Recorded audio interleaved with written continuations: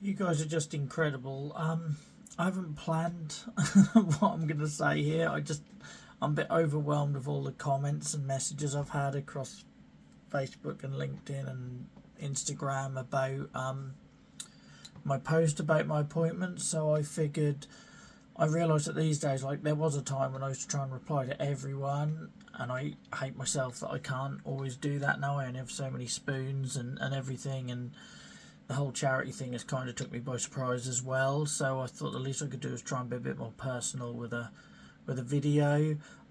Just thank you guys. Like I try to be real, so it feels important to me that next month I'm going to be in Africa doing a thing, and I can't do that if I'm also not sharing on the days when I'm just a terrified patient like everyone else.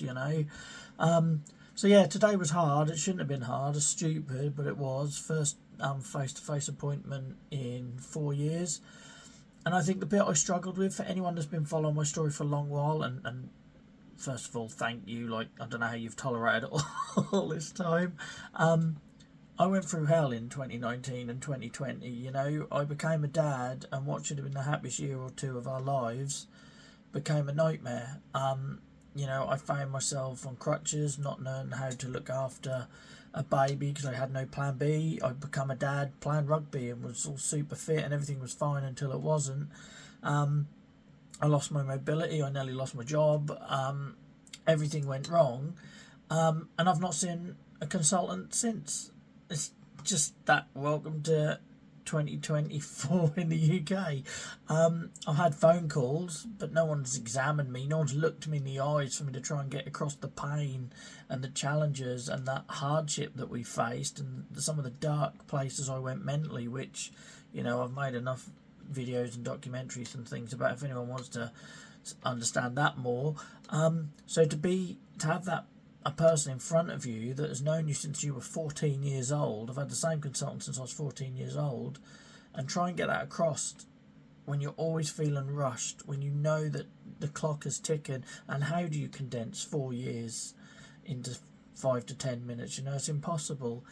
And it rocks me because every appointment always starts. It's like idiots when you return to work after being sick, or people on Instagram telling you don't look like you've got psoriasis. Every appointment seems to start with obviously you're doing well, or obviously you look well, and you just, I don't know, I just cave in from that moment because it's like you're trying to frame this conversation to be a positive one. I haven't even spoken. I haven't even opened my mouth to say how I'm feeling or what I've been going through. But ultimately, it was a positive conversation.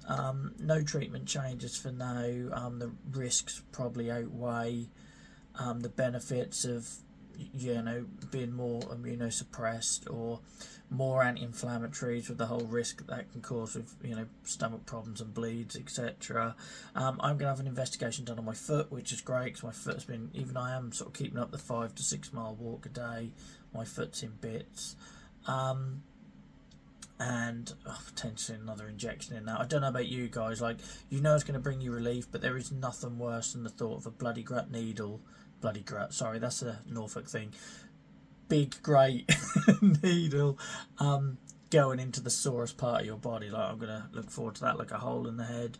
But ultimately it was a good appointment, guys.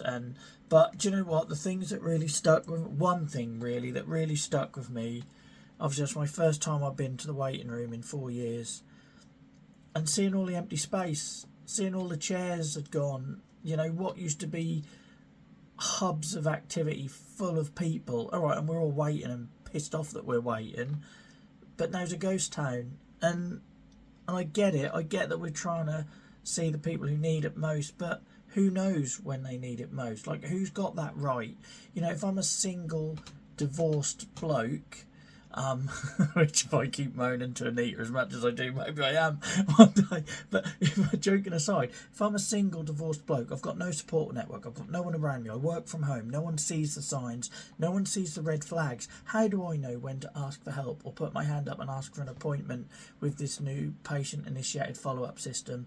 And instead today, I go there today, and yes, I was seen on time. I was seen early, in fact. Yes, I could take a seat. Yes, the waiting rooms weren't heaving, but just rows and rows of seats that have been there since I was a young man are just gone, just empty spaces, and that hurts me. I know we're trying to do things differently, and I know I've got to move with the times. God knows I move with the times more than most. You only have to look at how I try to advocate.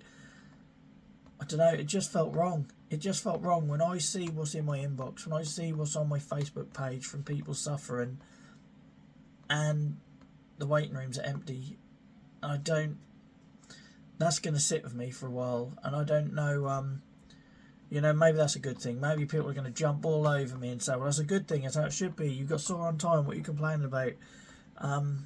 But knowing what I know in terms of, with my work, unfortunately, I have my finger on the pulse. I know where the pain points are for people. I know what the challenges are that are facing the community. I know how many people are waiting a year to see a dermatologist or a year to see a rheumatologist in this country, to then see the waiting rooms empty. Just, I don't know.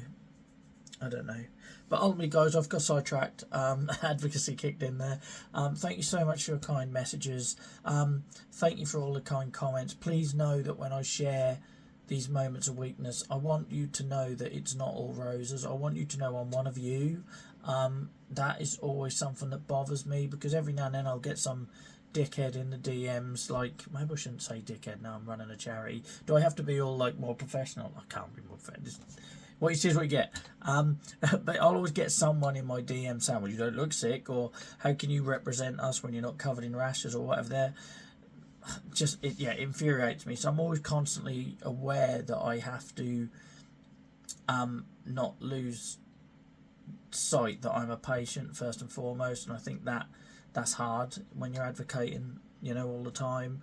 But I just want to say thank you. I'll try and reply to everyone. You guys are amazing, and just when I think that, like everyone living these long-term health conditions, you can feel like you're on your own sometimes, you guys just remind us on what amazing community we've got. Thank you. 7 minutes, Jesus Christ, y'all have gone far too long. I've now talked for longer than my medical appointment. I'm gonna go. You guys are amazing. Thank you. I don't deserve you, and thank you for fighting my corner. Love you all. Bye bye.